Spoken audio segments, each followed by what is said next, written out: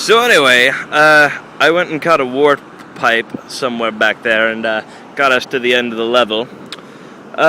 This is the literal end of 13th Street, and in a little bit I will show you exactly what I mean.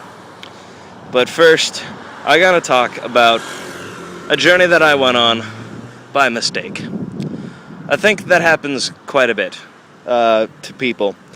They make accidental decisions or mistaken decisions based on certain preconceived notions because, oh my god, there's a lot of clovers. Anyway, because what I believe is that humans have the subconscious ability to accidentally turn their brains off.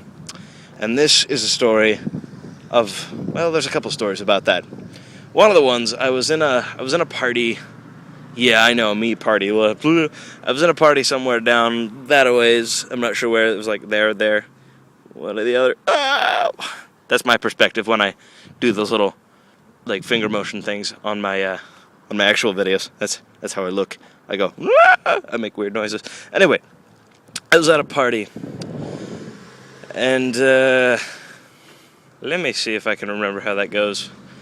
The story to the party. When I was walking in. And, I mean, sometimes I catch myself thinking of these really strange things, and sometimes I really give myself the creeps, and my mind just plays tricks on me occasionally. And I walked into this place, and my glasses immediately fogged up, and I was thinking, man, am I paranoid, or am I just stoned? I literally had no idea, because that's just how that entire night went. Anyway, back to my original story. It was a case of mistaken identity, we shall say, because there was a door, and it was open.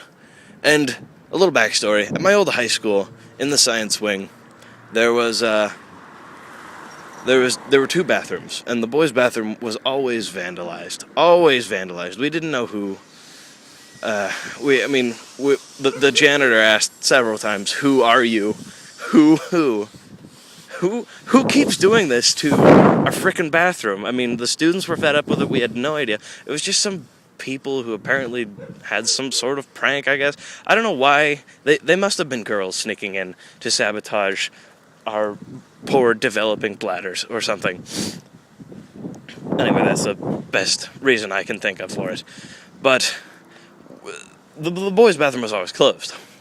Now, me needing to pee, like any decent guy, I find an open door in the vicinity of the bathrooms, and I shut my brain off, subconsciously. And I walk in, and I have several warning signs. In fact, I have about 3 or 4. I need this gesticulation.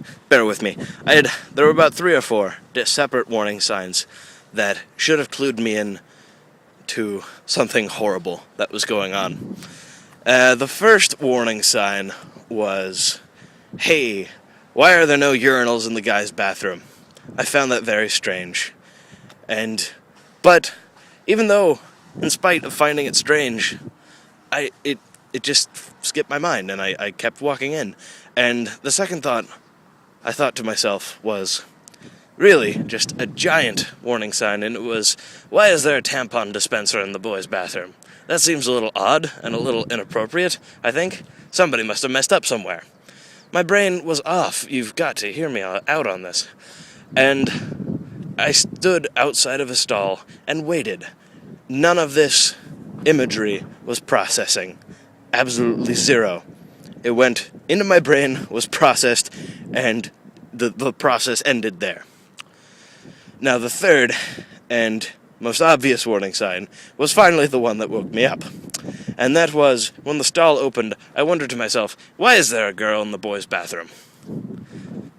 Oh, wait, I'm not in the boys' bathroom.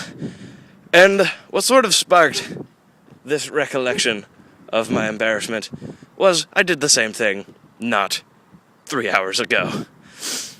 Only I actually managed to get into a stall, and Nobody was there to see me escape, and it was daring and scary. Anyway, this is the literal end of 13th Street.